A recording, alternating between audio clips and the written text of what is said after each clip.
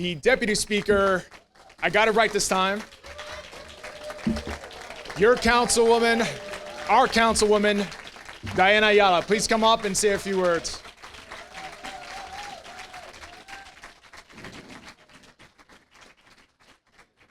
I was just trying to make my mammogram appointment.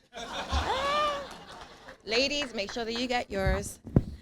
I love coming here because this is really like an extended family. Like I know so many of you for so many years. It's like almost, I was raised in this community. You guys embraced me and have taught me and have mentored me. And I appreciate you all so much. But this hospital is so important to so many of us. I would say my Chief of Staff, Elsie Encarnacion, was born here at Metropolitan.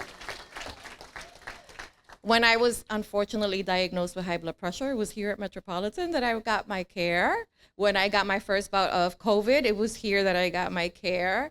My mother unfortunately passed away here at Metropolitan during the COVID uptick, and she received the best care. And I tell people, and this is the first year probably I can say without crying, but the level of empathy that we received as a family during a very difficult time was just extraordinary, and it will stay with me for the rest of my life because my mom was sick for about a year, and it wasn't, we didn't really understand what it was that she had.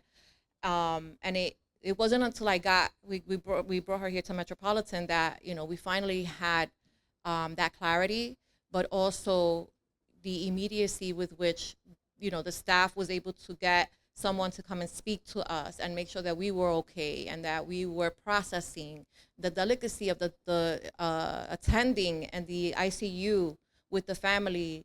I mean, I don't know how many times, he said to us, like, if you need to call me, you have any question, even if it's the same question 10 times, you call me. I will always appreciate that.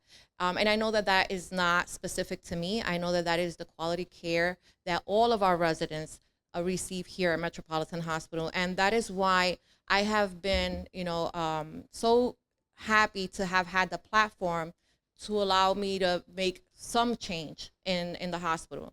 Dr. Kalan, am I pronouncing it? Yes. Girl. You hit it out of the park. Because, no, I'll take you with me wherever. You can cheerlead. I mean, everything that she said was spot on. What we hear, and those of you that live in the community know that what we used, what we've historically heard in the community is, oh, you don't want to go to Metropolitan. They kill people there, and I'm like, that is absolutely not true. But it's the perception, and that's a real thing. It's a real thing. People equate that with the quality of care that they're going to receive, and that is why it's imperative that we make the necessary investments, not only here at Lincoln, at Metropolitan, but at Lincoln as well. Like we have Lincoln in the South Bronx. Jose and I share that. And these hospitals, health and hospitals, have been neglected for a really long time.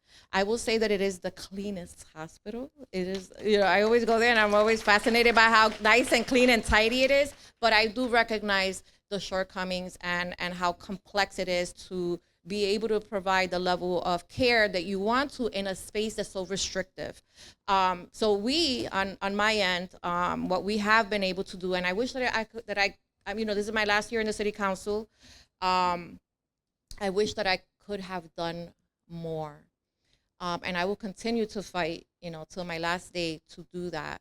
But so far, this is what we have done, just so that, people know that there is, we have been very, very thoughtful about this. We have so far invested $14,142,000 in Metropolitan towards a new modular system, MRI unit, which is necessary because right now, as has been mentioned, the MRI machine is in a trailer in the parking lot. Never heard, until you have to use it, you don't realize, right, how serious that is. And, it's unacceptable. So, hopefully we'll be getting that soon. We've also invested in an infusion center, which is really necessary because we know that,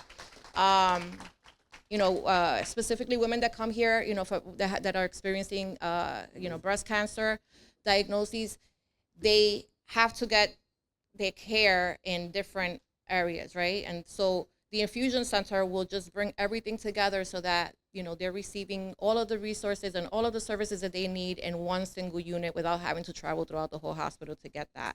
And thank you so much for that. The renovation of the hydrotherapy and occupational therapy area, an indoor and outdoor respite space renovation, radiology suites, optometry ward, we got them a new space. The ophthalmology equipment, which we know is also vitally important. Plus 52 million in capital investments for infrastructure. Now that's the stuff that you don't see. That's not the sexy stuff, but that's what's under your, behind your walls and in the infrastructure of the building to keep it going. And so, I'll end by saying, I would ask that you all take the time as well to lobby, all of your representatives and express the urgency in trying to get this $65 million. We have brought in, the Congress member has come in, and he's very well aware, and he's working on that as well. And I actually just text Mitch Katz to find out, what is happening on the administration side. But we will continue to fight for those resources, and I just want to thank you all for your service to this community, and for always being such willing partners with our office in trying to get resources and information out into the community. I forgot to mention that we've also been doing for how many years now? Probably, my son is 19. I started working in this office for Melissa Mark Viverito when he was 1. So 18 years, we've also been partnering, doing the Age in Action, the Healthy Aging Senior Festival. Yes. And Sandra back there, yeah, it's one of our favorite events. We get almost anywhere between 600 and 800 seniors come out and receive services, and we're able to highlight a lot of what's happening in East Harlem. So thank you all so much, and I wish you all the best year. Thank you.